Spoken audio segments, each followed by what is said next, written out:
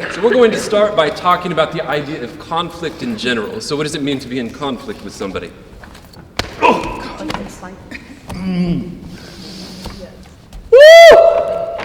Ha! Ha! 8 a.m. Good morning.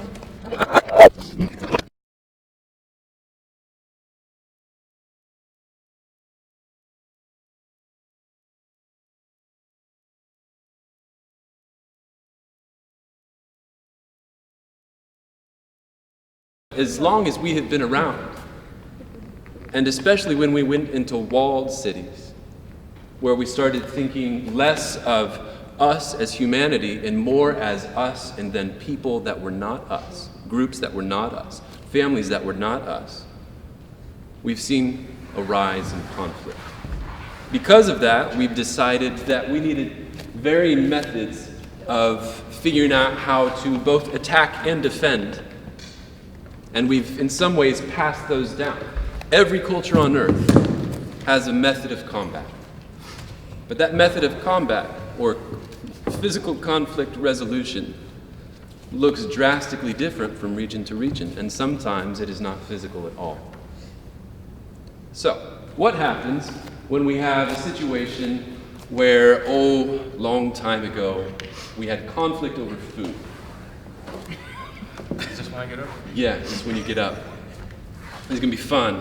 And I'm a lazy hunter, or I'm a lazy gatherer, and here somebody has found food. You're gonna eat your food, it's gonna be great, it's gonna be great. And I'm like, no, that's my food. And see, automatically, he went right there to that wrist. Now there's a difference between a push and a shove. I'm gonna push you and you can. Sure. Wait. Let me see. Hold on. There's a difference. There's a difference. If I push somebody, all I need to do is keep that steady pressure. If you get shoved, though, it's a little bit different. Let me. Okay. Just put your tongue up to your mouth.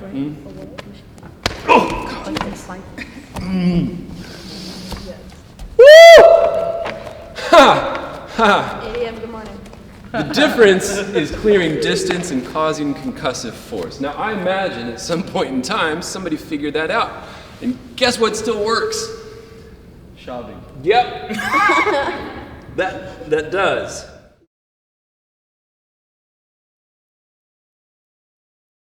We see an expansion and contraction continually from a group format to an individual format.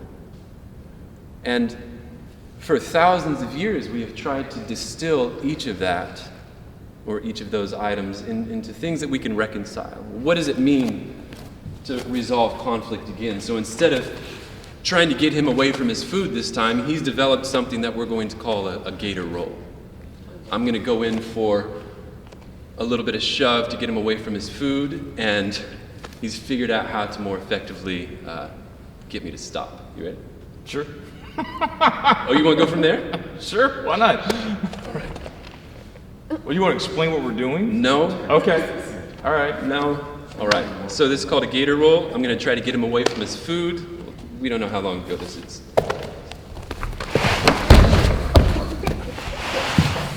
So you lost that? Okay.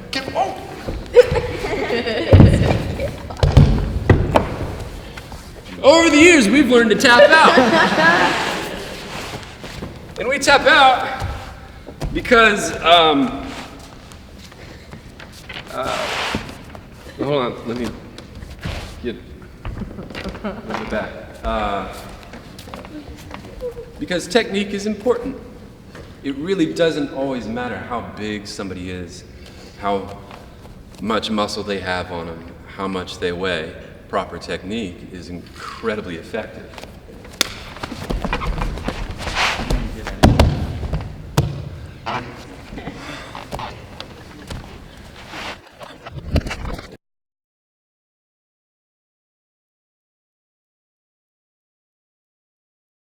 We see an evolution, or at least a progression of an understanding of how people work. And that took an evaluation of how the body functions. So could we deconstruct that a little bit? Sure. Even if people are sloppily coming in, like a junior high fight in the hallway, this is what they always look like. No, no, they're still there, right? They're still hands. If we deconstruct it, you come in with your right.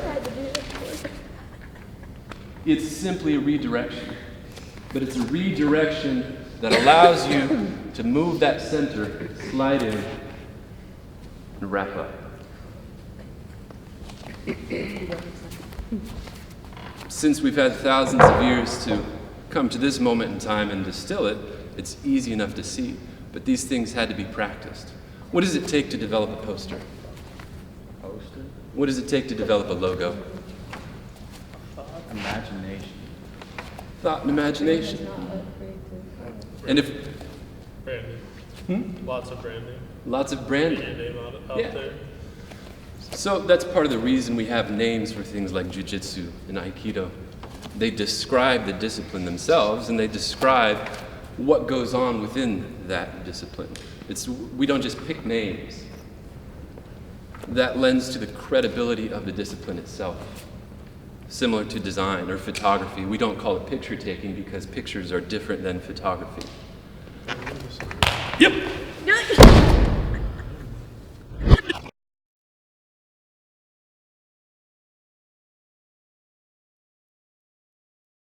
We see city-states, we see the establishment of a Senate, we see government expanding outward from Greece and influencing, similar to how Sumeria or Egypt or any other previous world power has developed their societies. And every time we come into conflict with somebody that has a different philosophy, rather than accepting and evaluating for the goodness and wholeness that might be in there, or sometimes the rancidness and rottenness that might be in there, we decide, we're just going to beat on each other for a little bit. The Greeks were fantastic at pushing. Absolutely great. They developed something called a phalanx. So, if we were on the front line of the phalanx, there'd be 50 people next to us, maybe more. Oh, sorry. I just died first. And we'd see an opposing force out there, and we would start driving to them shoulder to shoulder. So why shoulder to shoulder? Keep in line. To keep in line? But what? Who's it for? You die first. You do die faster, yeah, in some ways. But so that we can't be broken. And so that it's like a giant battering ram made of humans. What happens then, though, when that line gets broken, is you go from this formal method of group fighting to something that involves weapons.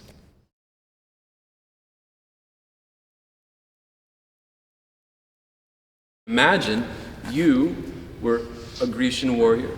Your line has been broken. Now you're relying upon small arms in order to defend yourself or defend whatever your goal happens to be. So you're going to come in and attempt to stab somebody thinking that this object itself is going to do all the work for you. And then you come up against somebody that says, no, I've designed something very specific for that. We're going to go slow motion first. Watch what happens with the wrists. You want me to retrieve it?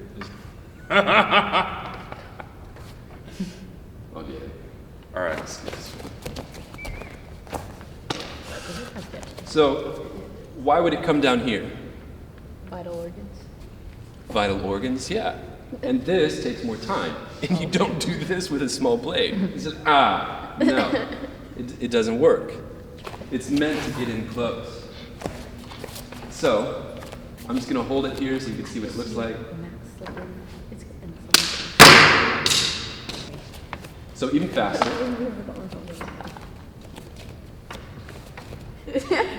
No, You're out of range. I don't want to touch you.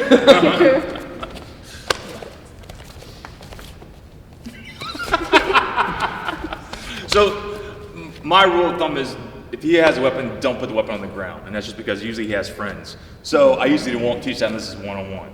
But if he gets in too close, it really is just a compromise, either for an armbar or just to reach. I don't want to let go. I don't want him to let go of the blade and drop it so his buddy can pick it up.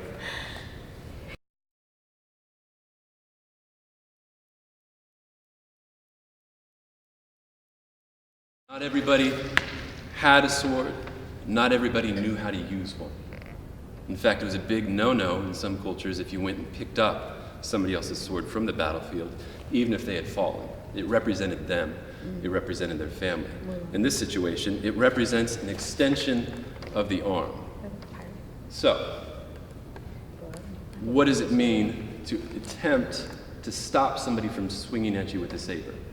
Previously, with a shorter weapon, you were attempting to gain distance. In this situation,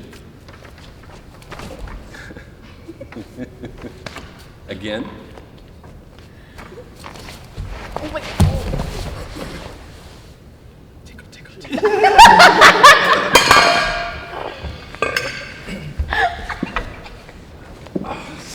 this is good. Are they not entertaining? This is real good. This is good stuff. You do one more time. Watch where his hands go. They go there. Oh dear. I have a grip. We're going around. We're going around.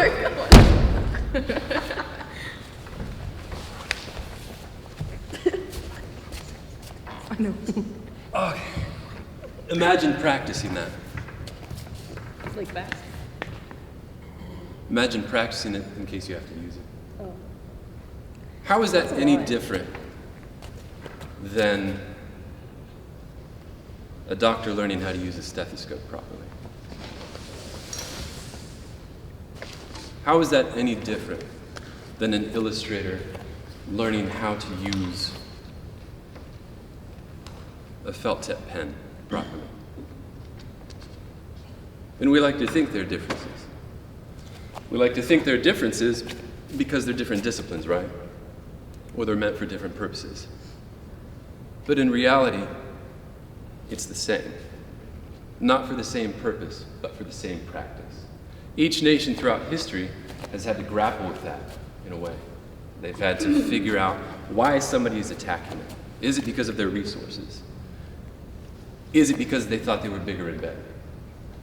Is it because they wanted to change somebody's mind or opinion? Is it because they simply wanted to take over? Is it because they were asses? And all of those have occurred. Is it because they were helping liberate somebody? Is it because they were helping set up a model government? And some of those are recent terms, but the ideas have been around for a very long time.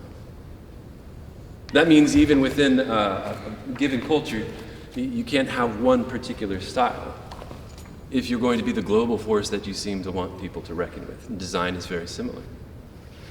We don't have design firms, well, we do, actually. We have lots of specialists in the field. We have people that say, well, we're a website development company, or we're a branding and identity company, or we deal with interactive content. But the overall idea is the same. How are we solving for this particular problem? Arms out, hands together, or side by side, or feet apart, hands come out and then pull in.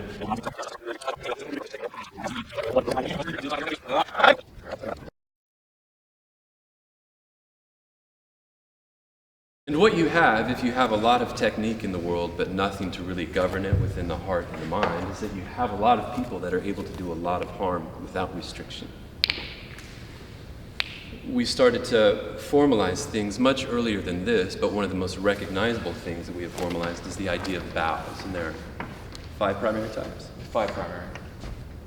Would you like to walk us So yeah, 5 primary bows. It really is, we got peer-to-peer. So pretty much a handshake got taken out. It was never developed for another 3,000 years. It really was, everything was designed for showing I don't have a weapon or I don't have a gift. So that for peer-to-peer pretty much was either hands, arms out, hands together, or side by side, or feet apart, hands come out and then pull in. It really was to show I had nothing to hide. Second, as if you had a teacher or father who was pretty aggressive, then pretty much you would just bow, make sure your head was below the shoulders. If you had anything for spiritual enlightenment or for a God or deity, you pretty much, your hands would be clasped behind your back, right hand open, left hand clasped, feet wider than your shoulders, and bowing down. Once you got into, depending upon the level as far as for ceremony, things got dropped for one knee, palm open, hand on the knee. Again, it can't hide anything up on the toes, not flat. And then for the last one, which is probably more common now, sit on your feet, because it's harder for me to get up and run and jump to somebody. And then clasp, making the diamond, or 3 spots, which goes for a myriad of misreaders. And then forehead. How has that changed, not just in what we would think of as an Eastern society, but all over the world? How have acknowledgments of respect changed, or have they? A lot more directness is respected, so eye contact, firm handshake, very more of an approaching manner opposed to discerning your clear away. But why do we think that is? You're right. Why do we think that is? I hear that. What do you think what is? Why do we think it is better in, well, let's just say American society, to be more direct with people? To be, I would say, almost quasi-confrontational in our approach. And it's regional as well. That idea of respect, then, is changed. That idea of what gains respect, or what is expected out of somebody or something, is changed. And a lot of that has to do with the speed of our communication, the immediacy that we require for our existence. So if I'm talking to Dominic over here, and part of this was how I was raised, and he calls me Mr. Stadler, it weirds me out a little bit. Because that's not how I grew up. Nobody called my dad Mr. Stadler. I don't remember my grandpa's. I don't remember anybody calling anybody Mr. or Mrs. So I was not necessarily brought up in that culture. So if we talk, there is an acknowledgement that we have different roles at this university in our lives. But for me, it is an idea of saying, well, this is your name, and I know your name. And I don't think that is what we would call good or bad. I think it's simply a state of existence right now. Where it does come into conflict is when we lose sight of what it means to call somebody by their name and take our own entitled sense of directness as something that we require for everybody else. Does that make sense? So what's the correlation between that and design? It has to be my way. If it's not my way, if it doesn't look or feel or act like I think it should look or feel or act, then it's wrong. And you're wrong, and you're wrong, and you're wrong. My way is the only way that works. So hell yes, I'm going to call you by my name. And then maybe, because you're not being respectful enough to me, I'll make you call me something else. You see the reason we formulated rules in the first place. It helps us understand humanity. It helps us have a respect for people in general, not just an individual.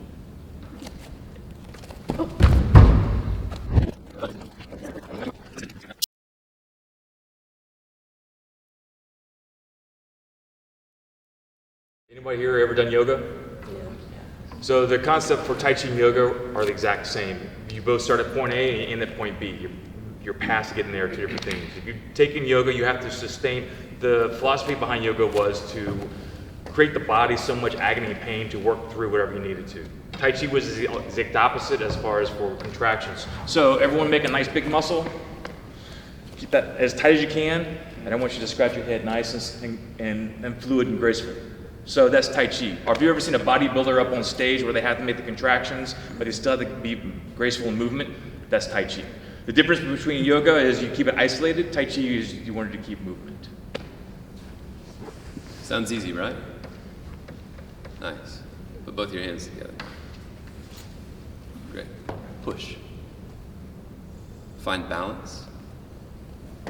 Relax your shoulders, because you're going to feel it in about 2 hours if you don't.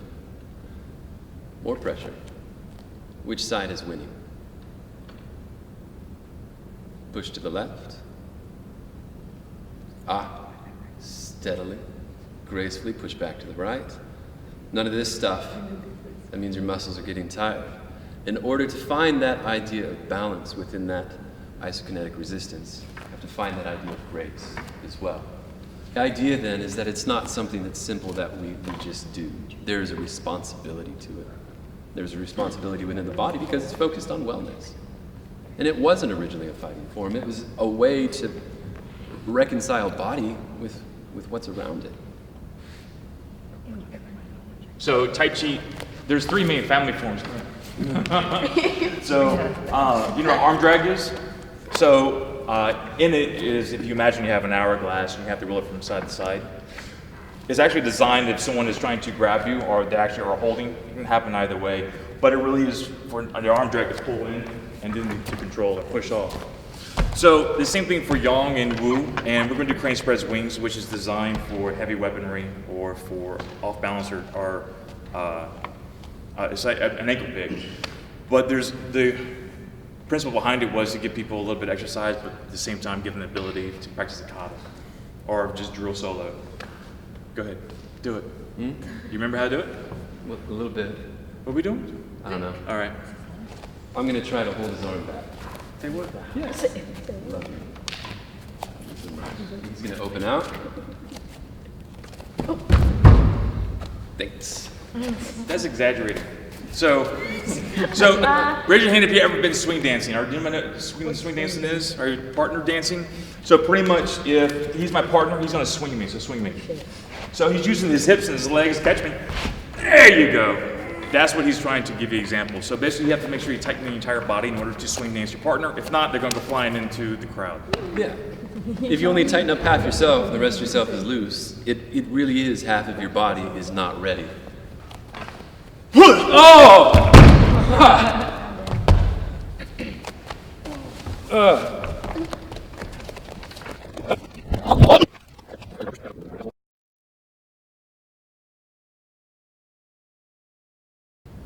Have you ever had to go somewhere? You've been on vacation, right? In fact, you moved here to go to school. Did you bring everything with you? No, Why not? because my parents didn't want to come with me. Based upon what you're saying about your dad. Get out!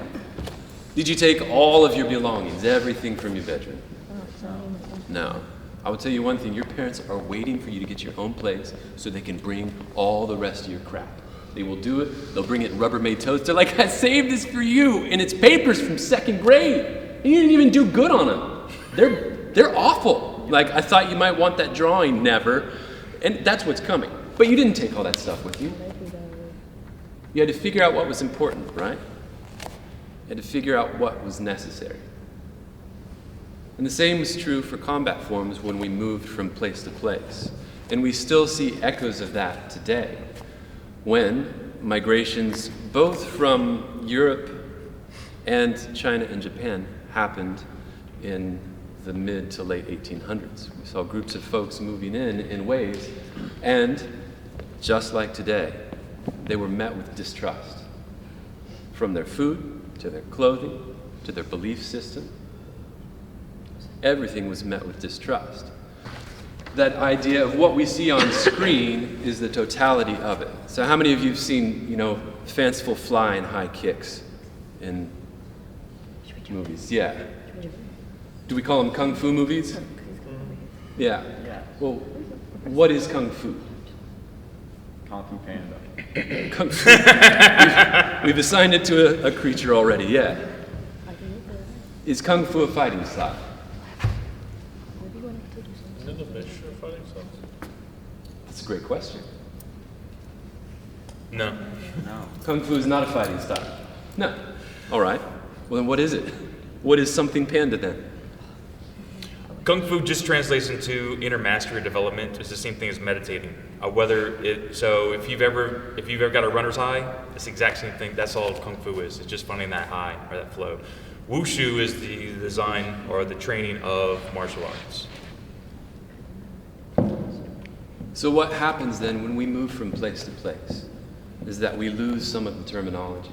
We mistranslate it, and sometimes it's done on purpose, so that we can develop a stereotype or a stigma about a particular group to continue to treat them as other. The same thing that we did thousands and thousands of years ago when we decided that those people were going to be those people out there and we're going to live behind this gate, we do now. Except we do it in all facets. We say you're different because of your hair, you're different because of your skin, you're different because you don't live here, you don't drive this car, you don't dress like me. And then we attempt to design our ways out of it by having Black Friday sales that level the playing field for everybody that wants kitsch at 50 to 60% off. We started having a real intrigue with what we thought was mysterious, a real intrigue with cultures and foods that were different than us. What we found were there were kung fu movies that popped up, or martial arts movies, and you had folks like, oh, who do you know from a martial arts movie? There it is. We have these ideals. We have these ideals. Why was Bruce Lee built up as an ideal? I don't even know who's these. Did he do something new? So, this is his own stuff. Did he do something unique? Donnie. Yeah, he wasn't a big dude. Have you ever seen pictures of him kicking an 80-pound heavy bag in half with a sidekick? It's impressive. He had great technique. What he did, in some ways, was display that idea of inner mastery. In some ways, he commercialized it. And in some ways, he helped bring ideas from some cultures to a place where they were originally not welcome. But what came about was an expose of culture inside and out. We saw revealed in this new form of cinema things that we hadn't really seen before. This is, you know what? Let's ad hoc some old fight choreography in an old movie. You want to try it? Sure. All right, here we go. Ready? Oh!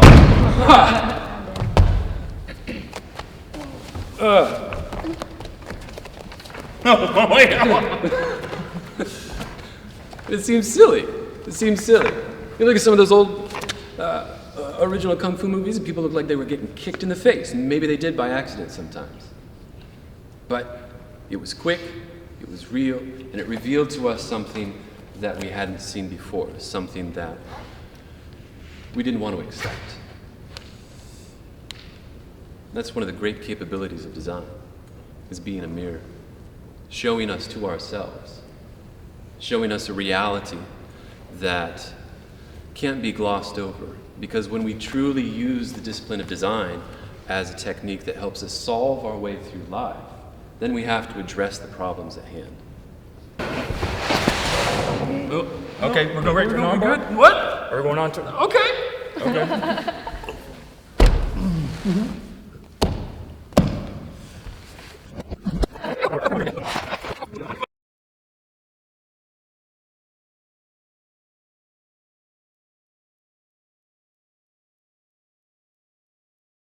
What we see developed in mixed martial arts then kind of reflects our current ideology of design.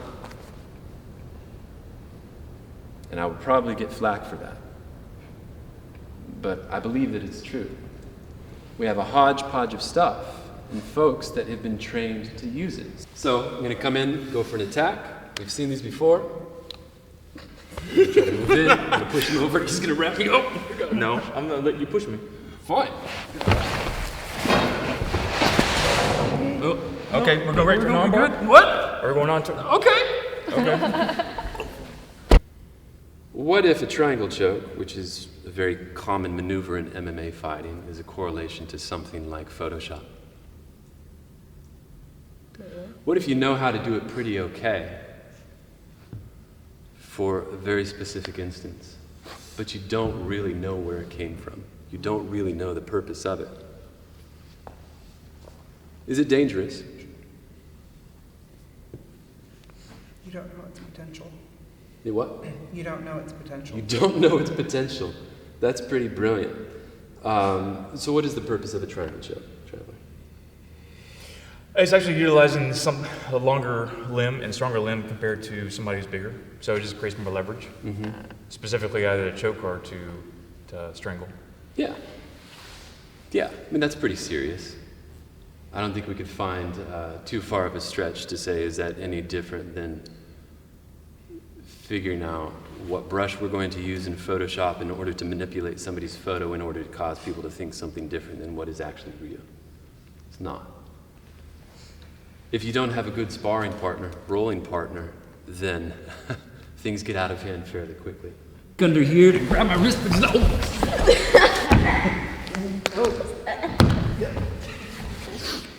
I really thought I was going to get a little bit farther than I did. I didn't. I didn't get farther.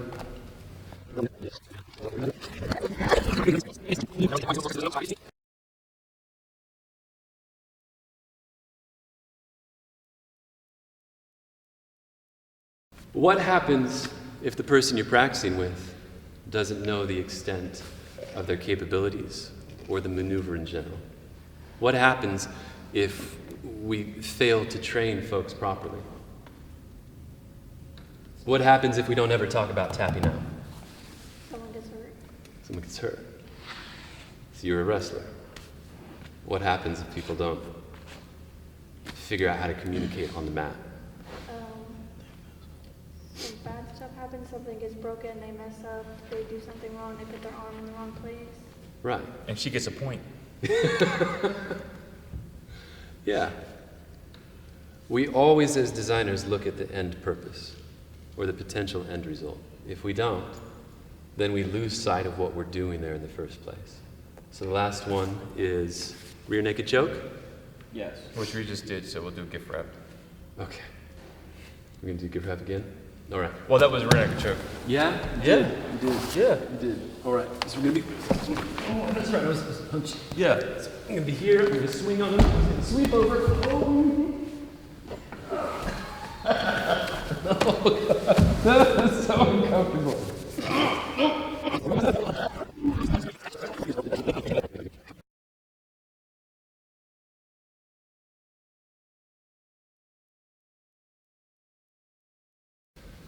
Every time we enter a new technique, a new philosophy, a new invention, a new way of existing into the world, something else gets pushed out. The more quickly we communicate, the less we tend to reflect on what we've communicated.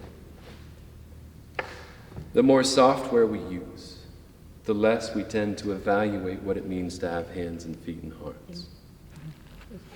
The more we spread before our senses, the less we think about the things that are sensing. The reason it is necessary to establish then a philosophy within design and to look at its history is exactly that. Without it, we don't have a reference.